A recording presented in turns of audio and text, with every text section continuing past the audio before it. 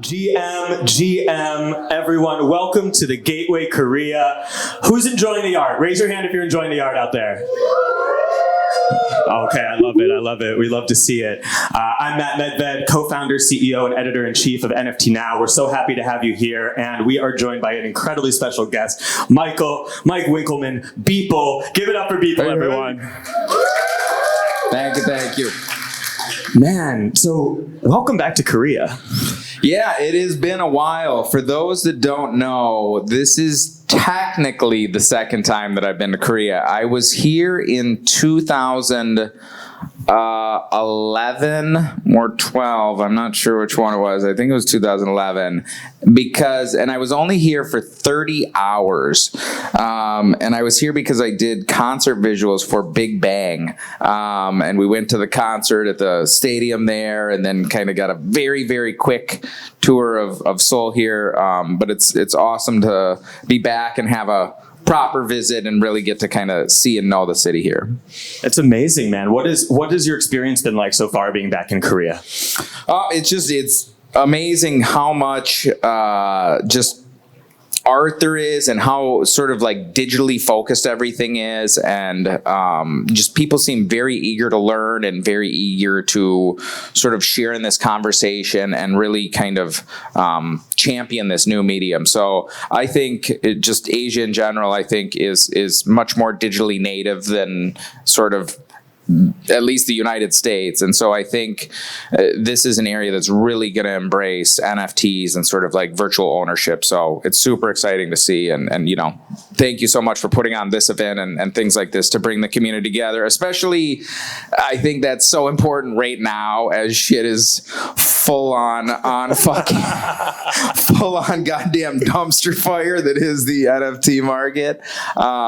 It's really important, I think, to actually sort of come together as a community, because I think that word gets thrown around a lot, and most of the time it's complete fucking bullshit. And I think now you're going to see where the real communities are and the real people who care about this stuff. So it's cool to see. Absolutely, man. Well, we're happy to have you.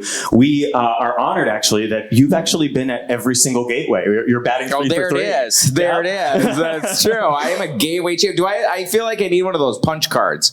I you really get a punch card and I get a loyalty program, free pizza, a free pizza pie. But yeah, you joined us as an attendee at when we rolled it out with Christie's Miami Art Basel 2021. You showcased your everydays with us at the Gateway of Web3 Metropolis in Miami 2022.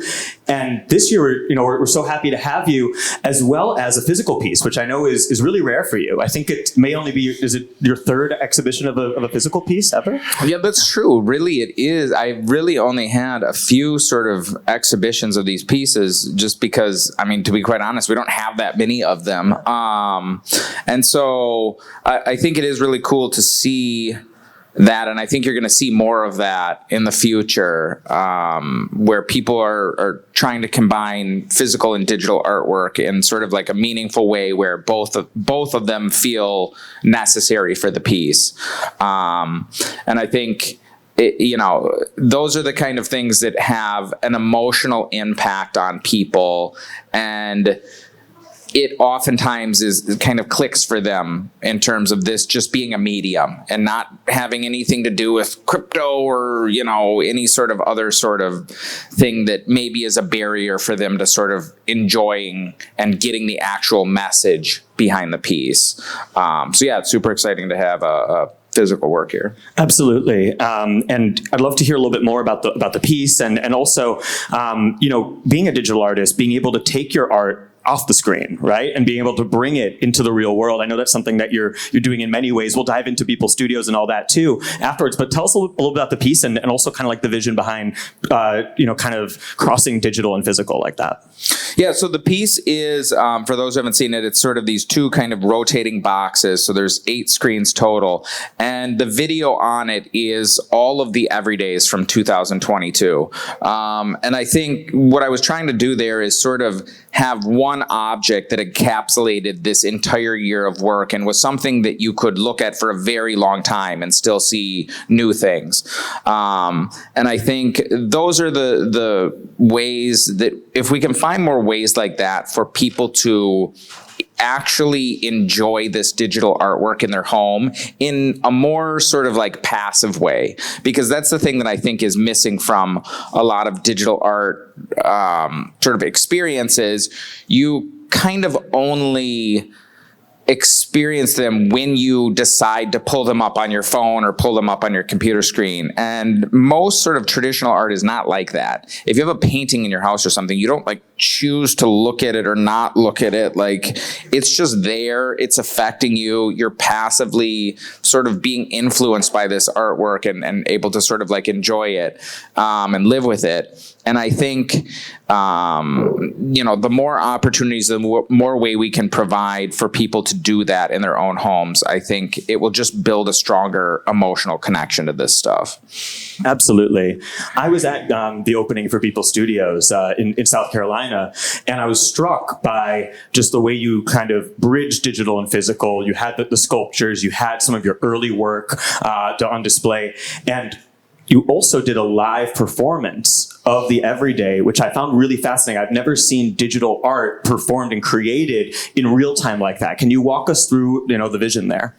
Yeah, I think so. We've got kind of like a experiential space in the studio, and we've got a computer set up, and I was making my everyday for that day live over the course of an hour. And I also had sort of this button that I was pressing that captured my screen and sent it to these printers, and it was a whole big thing with prints. It was like Web3 Hunger Games. People trying to. It got a little wacky there for a second. But I think to me, the sort of point of that was to show that these tools have gotten to a place where you can create a complete artwork, or in that case, 50 complete artworks in 1 hour. And that is actually quite new, because there's been a lot of talk about like generative art, but generative art is actually like the oldest form of digital art, because 50 years ago, 60 years ago, there was no Photoshop, there was no After Effects, there wasn't Cinema 4D, there wasn't Blender, there wasn't 3D Studio Max, Maya, blah, blah, blah, Photoshop, all of this stuff. And so if you wanted to make art, you had to write a program.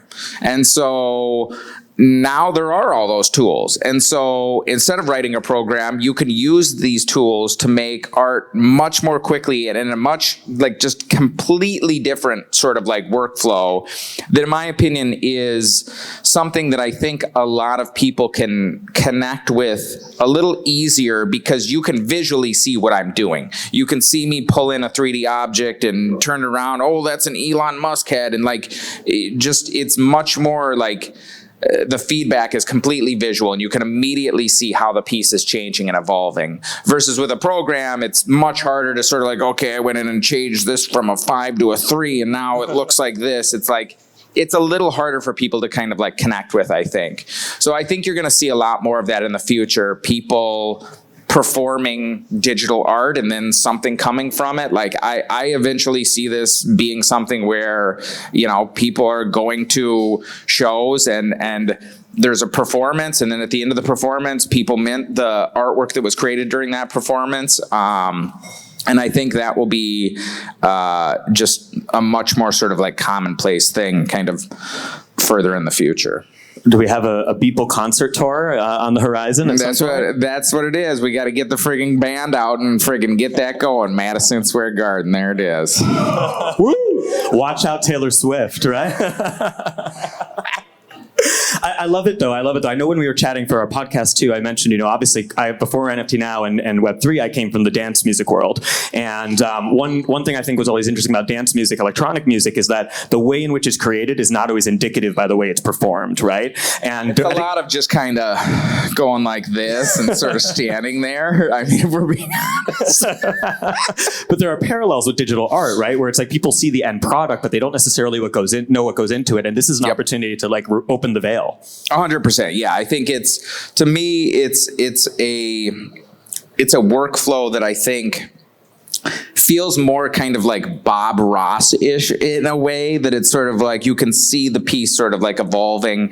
And what's exciting with digital art and the tools that I use, sort of mostly Cinema 4D, is that the piece can change very rapidly, just with like a few clicks in terms of the lighting or the composition or sort of how things are positioned. And so I think, you will continue to see people building out more sort of interactive experiences around this stuff.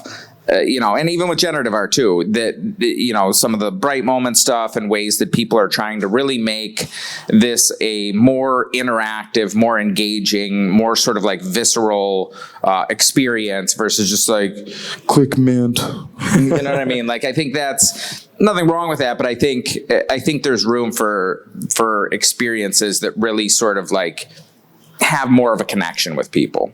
Absolutely, and like bridging that URL and IRL. And one thing that I think is really cool about your Everyday series is that it is very much a communal experience. When you post them, like people are awaiting them, especially like what's going on in the space. I know when we chatted, I was like, when I try to explain your work to people who don't necessarily understand or aren't in Web3 and the like, I'm like Mike is like a political cartoonist for internet culture. He is capturing the zeitgeist each and every day, and that's what the Everyday series comes from. And so I'd love to hear a little bit about, how you see that series and how you approach it and how it's evolved. Yeah, it's very much evolved quite a lot over the last, 16 plus years here, because at the beginning it was much more, I would say the first 5 years probably was really just about learning these tools. And the Everyday that I made was kind of almost just a byproduct of that process in terms of really trying to learn Cinema 4D and Illustrator and Photoshop and a bunch of other things. And then it became very abstract for a long time, that it was very much about color and form and composition and creating works that were just utilizing these new tools to say something that is more in the abstract expressionist sort of genre. And lately it's become, over the past sort of like 4 years or so, it's become much more overtly political and commenting oftentimes on sort of what is going on. And in the last year or so, it's become much more focused on commenting on what is specifically going on and trying to document what is in this Web3 community. And it's not an endorsement of the things that are going on in the community. It is merely trying to document those things so that we have some record of what I feel is a very crazy moment in art history that people will look back at as this just explosion of creativity and innovation that, set the groundwork for digital art, which I believe will be a massive, sort of piece of the art world in the future. And so I'm really just trying to capture the overall mood and sentiment of what everybody is talking about. And so a lot of people are like, how come you don't talk about this? How come you blah, blah, blah? And it's like, guys, I'm just talking about what everybody's talking about. And it's like, how come you're not highlighting this little thing? And it's like, because I'm not trying to promote that little thing. I'm not trying to promote this other thing either. I'm just trying to be like a mirror of what is going on in the world, in our little space here. So I don't quite think some people have gotten that yet. They're still like, how come you're promoting Machi or fucking Ben or when you crypto bit boy? And it's like, okay, these jackasses, like, I'm not trying to promote them. It makes sense. No, it makes sense. And, like my favorite Everydays are the ones that like really recognize like landmark moments, like I remember when we met up in Miami for Gateway this past year, Joe Lubin we had just finished our fireside chat with him. And I think we were all together when he saw the merge, the one you did on the day of the merge. That was the first time he had seen it. And it was like a really special moment to see that. But yeah, like, I do think that because of your following, because of your influence, like I know that there have been people who are like, oh, like, you know, this shit coin or this guy, like, you know, and feel as though, you know, inadvertently you're giving a platform to them. Yeah, I think to me that signals how young and sort of like immature the space is, that this thing is like Voldemort, where it's like we can't even say it. And it's like, guys, this is what we need to admit, that there are a lot of scammy shit in this fucking space before we can move past that. If we're just sort of like la la la la la, everything about NFTs is perfect, it's just kind of like, and I think that's a big turnoff to people too, because when you're not honest about something and you're just like, guy, this is the best thing in the fucking world, there's nothing wrong with it, it's totally fucking safe, you're about to make a fucking $1 billion and this is like gonna change your life. It's kind of like people see that and they're kind of like, okay, thank you, I don't really want that. Like, that seems like a scam. It makes it seem more like a scam when you're not honest with people.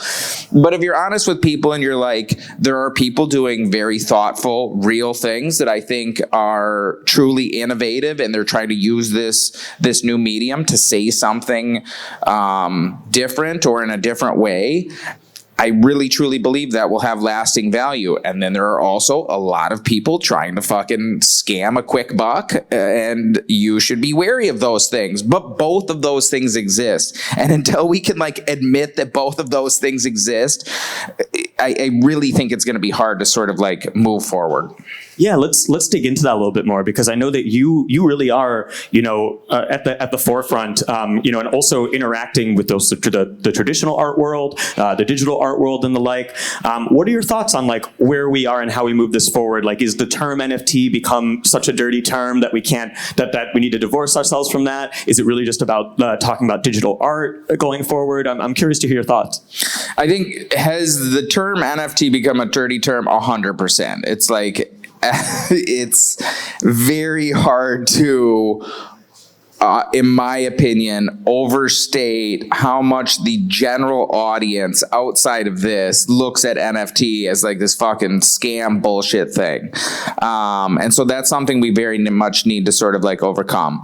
In terms of the terminology, I think we will see more of a switch between people just blanketly calling everything NFTs, which to me is like I really look at that as the same as sort of like calling things web pages, and or calling individual sort of like sites that you like web pages, because it's really just a technology and it can be used for many different things. And some of it's digital collectibles, some of it's ENS names, and some of it's, you know, all different things. So digital art. And so I think you will continue to see more sort of like delineation between these, you know, very different use cases.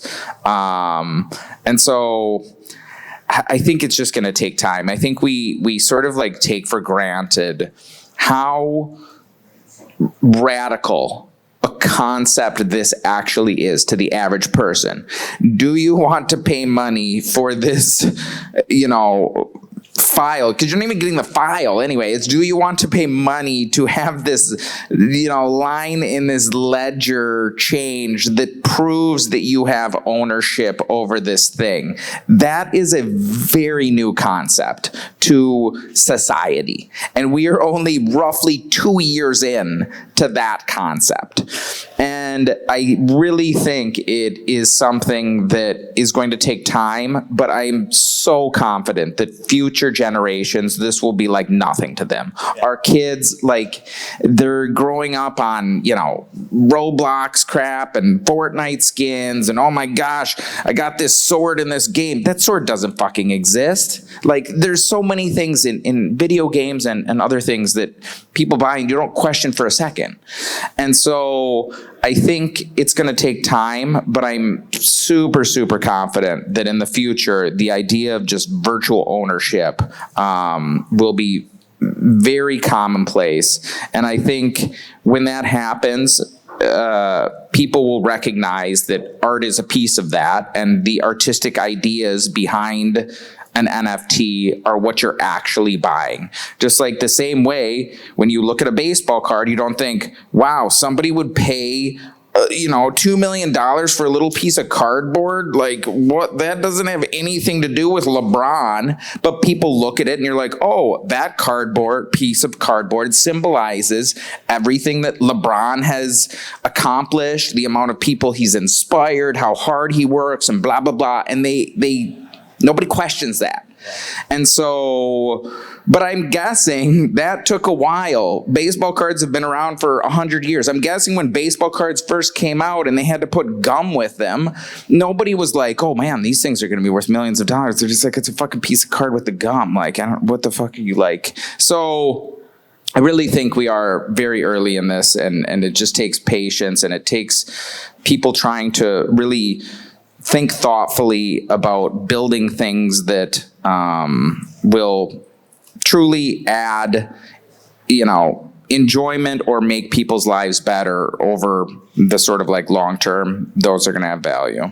Absolutely agree. The gateway itself was kind of born from this idea that like we're all part of the last generations to grow up without digital ownership from day one. So everything you said about future generations not having the same hangups as we do, owning things digitally, owning things physically, appreciating them both, like that's very much in line with our thinking as well. Sure. But the learning curve is real, right? The learning curve is real, right? And we have to meet the market where it is as well. And so, I first bought Bitcoin in 2013, had to go through that whole learning curve back when it was the wild, wild west. Right? And I still had to go through the NFT learning curve in 2020. And I know you went through the learning curve in 2020 as well. And what's interesting is that, you kind of, after the $69 million sale became the face of the movement, but also were kind of a relative newcomer to crypto and the like. And I'm curious, like, what was that like? And what was that sort of journey of discovery like for you?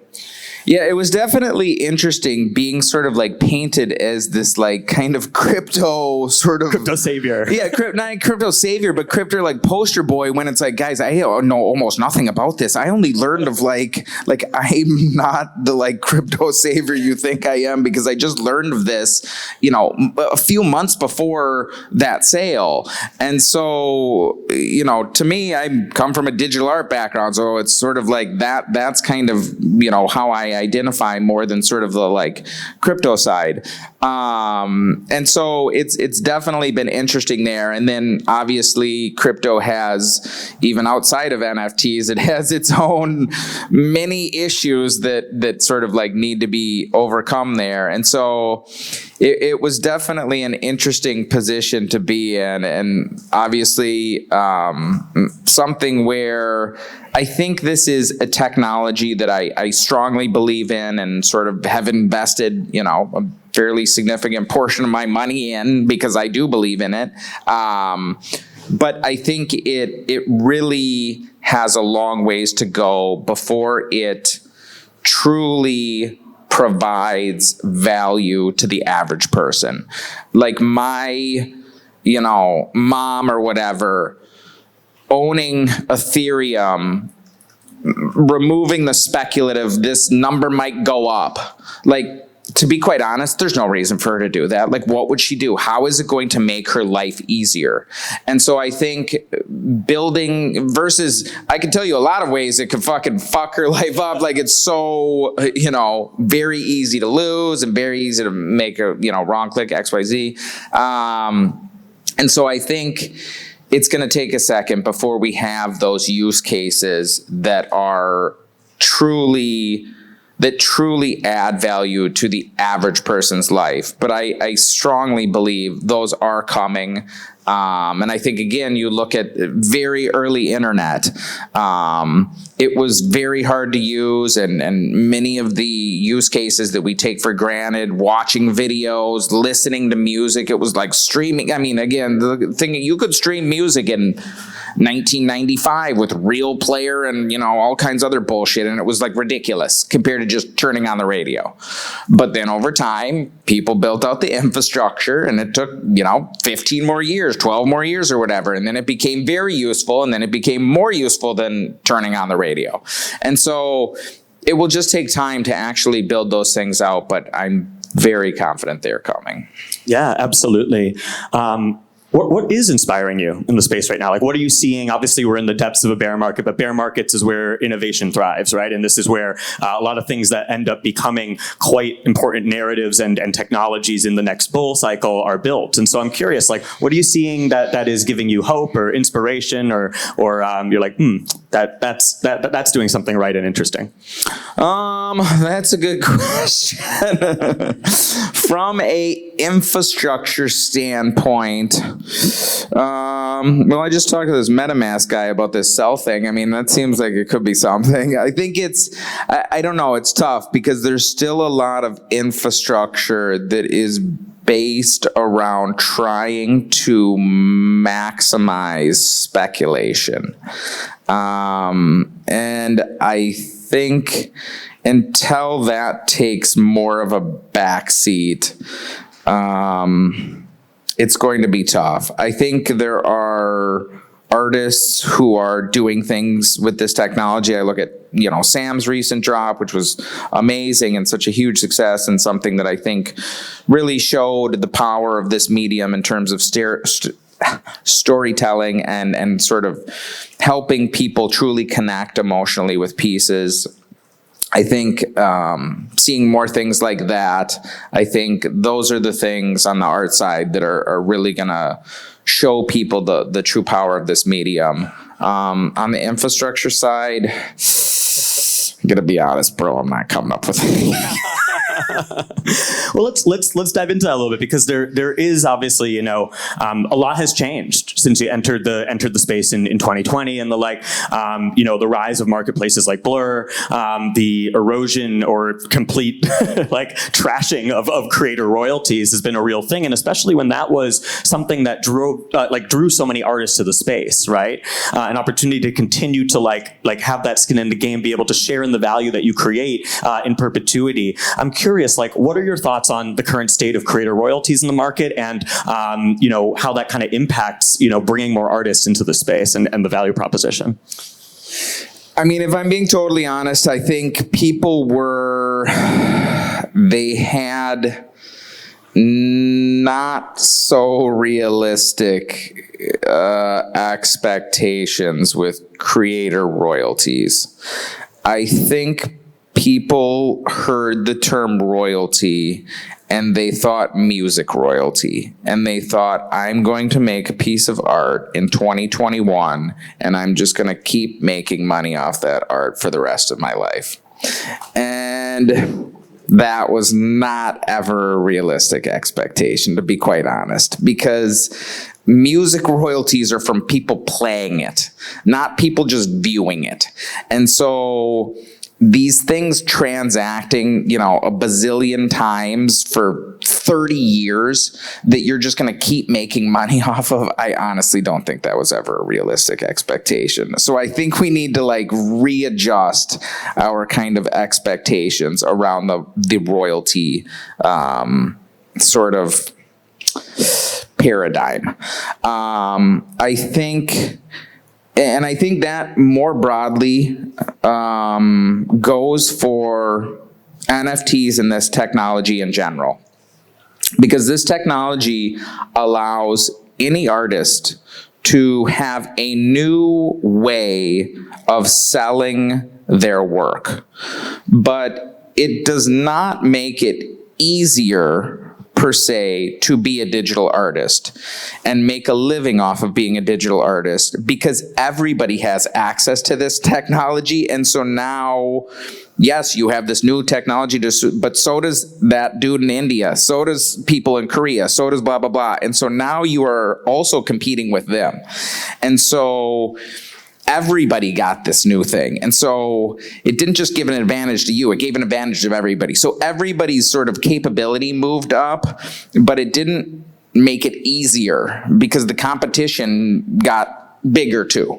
And so I think it is going to be something where it is still going to be very hard to make a living as a just a digital artist who sells his work. Very similar to, it is nearly impossible. It is very hard to be a painter who just makes paintings and then people buy those paintings and you make a living. The term starving artist exists because that is very hard.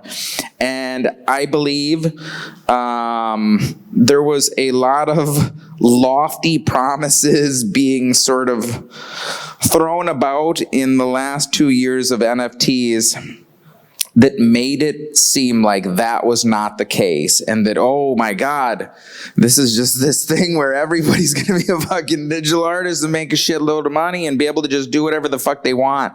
And that will not be the case. It will still be very hard to make it as a digital artist. Not impossible, but very competitive, because in my opinion, this is the best job in the world. You get to get up, make whatever the fuck you want, and then somebody pays you money for it.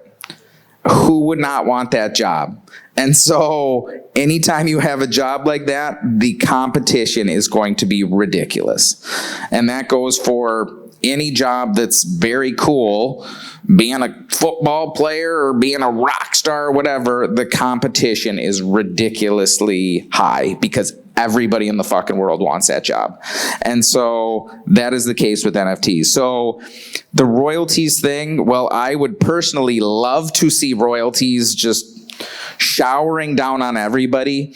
I do think there needs to be some sort of adjustment of expectations there. I think there will be a core community of people who, through a social contract, not through a smart contract, honor this. And if that is something you would like to get, I think you need to really cultivate that in your community. Besides that, I do not believe there is a technological way that, I mean, people can get around this. If they don't want to pay it, they're not going to pay it. That's it. Absolutely. Well, look, as we move to a close, what do you want the legacy for your work to be? Like, 10 years from now, 20 years from now, 100 years from now, 250 years from now, 1,000 years from now, when people are looking back and like studying this time and this art movement, like, what do you want your work to represent? That is a good question. I think this time will be seen as sort of the start of digital art as a medium. I think digital art prior to this in the capital A art world was sort of mixed in with mixed media, which is like, okay, there's so many different types of digital art, and to me, it's very much its own sort of like medium. And I think, again, we're really right at the birth of that. And so to me, being any part of that conversation feels like a massive, massive honor. There it is. Mike, it is always a pleasure. We are out of time for now, but everybody give it up for Beeple.